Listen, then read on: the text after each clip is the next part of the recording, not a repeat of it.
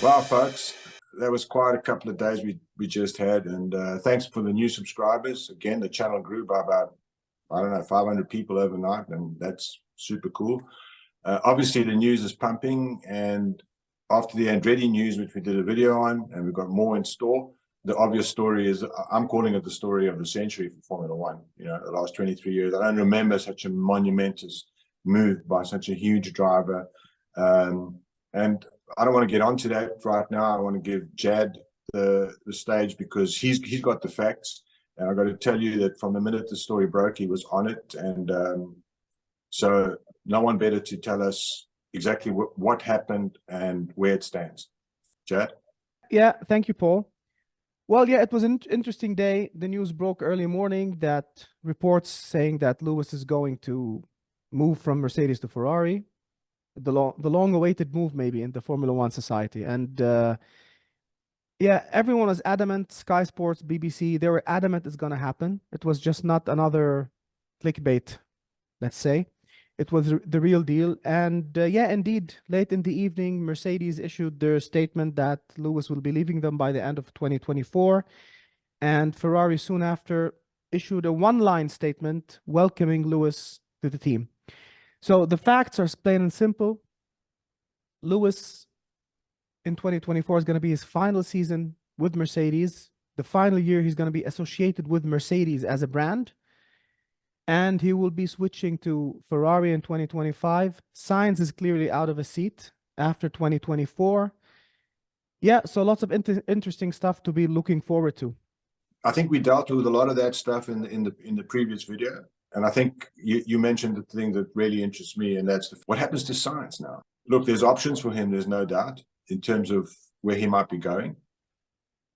Because Audi has always been a rumor. It was an interesting one because they announced Leclerc last week. So Leclerc must have known because the artwork's there. There's artworks with Lewis and stuff. So there must have been some kind of agreement with Mercedes. But what I don't understand is why now? I mean, surely they could have left it until mid-season. Why do you think they made this call to release this information 1 year ahead of Lewis moving? That's a major question that we need to find an answer to. It's going to be a very awkward 2024 for both Sainz and Lewis. If you see from the press releases yesterday, Mercedes delivered a full press release with statements from Toto Wolff, from Lewis, while Ferrari just went on with a single statement, no mention of Sainz. After that, they tweeted a photo of Sainz, and they said, or sorry, they posted on X a photo of Sainz, and they said, we have 1 more year to give it everything. So Sainz is in for 2024. He's out in 2025. This is the natural thing. Yeah, that's interesting. I find that obviously this has been brewing. I'm going to suggest that the deal was done when we reported last year, I believe, that there was a meeting between Alcon and Hamilton, which was widely reported in the media, but the Italian media too. But then it got shafted off. Now it was nothing big, and I'm sure that was when the deal was done. I think it was very well organized because, you know, I can't imagine Toto would have taken this news on the chin, but it is what it is. I think we'll talk about the Sainz situation and the open seat at Mercedes on the next video that we're going to do on this. But for now, how it stands is 2025, Tifosi have Lewis Hamilton in the team. And I'm going to ask you this question because you're a well-known Ferrari aficionado, Tifosi. What are your thoughts on this? Like I said before, the allure of Ferrari is too strong for any driver to resist. And this applies to Hamilton. And for Lewis to join Ferrari, I think it's a win-win for both of them. You know, Ferrari, despite their failure to win a championship in previous years, they're able to still attract a driver of Hamilton's caliber. So that's a win for Ferrari as a brand, as a name, as a team. And for Lewis, like we all know, he's been driving Ferraris for most of his life. You know, he likes the brand, regardless of whatever he said. And for him to go there now towards the end of his career, because let's be honest, Lewis is in the end of his career.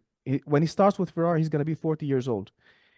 If he wins with them, everyone's going to say, look, Lewis, at this age, he's still delivering, and he goes and he wins with Ferrari. If he doesn't win, most probably, and being a Tifosi, I have to painfully admit it, it's going to be something related to the team. Maybe the car, maybe the strategy.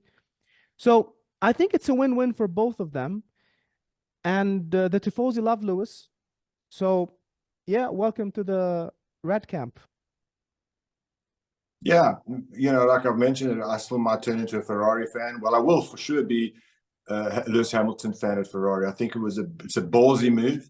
I didn't see it coming. I don't think anyone saw it coming, although I actually didn't even imagine it, to be honest.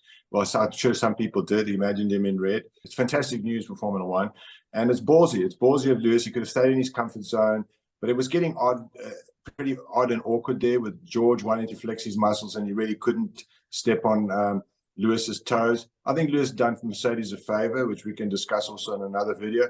But at the same time, he's done himself a great favor because, all the great world champions want to drive for Ferrari.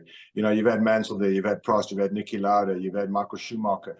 Even Vettel was there and Alonso was there. It completes his journey because, what's very cool is that he's reunited with Fred Vasseur, who was his team principal when Lewis did the GP2 championship and won it, So I think it's a beautiful driver story. I could question Lewis a lot about it, but who am I to? He's the most successful driver in the history of the sport. He's going to earn a hell of a lot of money. And I'm delighted that the narrative has turned in this direction. I'm pretty flummoxed by why they released it so early because, as you said, it's going to be super awkward. But riveting stuff. It's riveting stuff. As George Russell now is going to take on the opportunity to prove that he's the number one. Carlos Sainz is going to have a bit of a bone of contention with Ferrari, and I'm sure he's a candidate for several top teams. And I think we're in a good time. And thank you, Lewis, and thank you for Ferrari for making this brave move. And I'm going to say this: I hope Ferrari win with Lewis. I really do. And Charles is there, and that's going to be salubrious. The two fastest qualifiers on the planet in the same car. So, man, Ferrari, Lewis, dankeschön, thank you. Merci beaucoup, everything, mate. It's a beautiful turn in the story, which no one expected.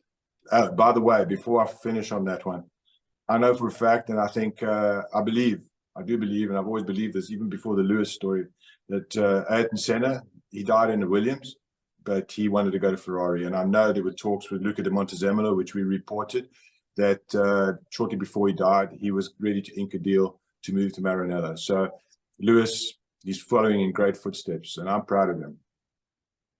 Well, if I may add, you missed the best one. You had to say grazie, mate.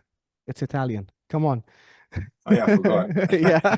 I'm so not used to saying grazie in Italian, but anyway, grazie Lewis, and grazie Ferrari. And yeah, man, I think I'm already turning into a Ferrari fan. I mean, you know what? Anyone who can give Max a go, a good Ferrari, and Lewis and Charles. Yeah, I agree. And if I may add, the dynamics between Lewis and Charles is going to be interesting as well. If you remember, maybe in 2007, hopefully it's not the same, because in 2007, we had the young gun, Lewis, up against the seasoned champion, Fernando Alonso, and it turned out very bad. Hopefully that's not the case with Lewis and Charles, because we also know Lewis is going to Charles's team. It's a fact. This is the situation. So it's going to be interesting to see the dynamic over there. I'm sure Lewis is going to win races with Ferrari. This is a given. He is going to win races with them. A championship, I'm not so sure. And an additional thing as well, now we have two Vasseur proteges at Ferrari. You've got Charles and we've got Lewis. Is he going to favor any of them? I don't think there's a favorite thing here. You're getting the biggest driver in the sport hitting into your team. Charles is going to embrace it because he can now really measure himself against a driver of a high caliber. Not that Carlos Sainz isn't, but he has the benchmark driver, probably still with a lot of good laps in him. It's going to be, I think it's a top-notch move. It's a ballsy move by Lewis, but Lewis is not shy to make big moves. You remember? No one wanted him, the Brits, the British media, you know who you are, all of you, didn't want him to leave McLaren for Mercedes, and Lewis moved. And Lewis proved them all wrong. And I hope he proves everybody wrong and he proves me right that Lewis will win a world championship. Put it this way, you guys there at Maranello, you build my driver Lewis a good car, a winning car, and my Lewis will deliver for you. Just make sure you got a winning car, mate, because that Red Bull's far ahead. 2024 is going to be an interesting season. It's going to be a decent build-up for 2025 where all the fun begins. As you said, grazie Lewis, grazie Ferrari.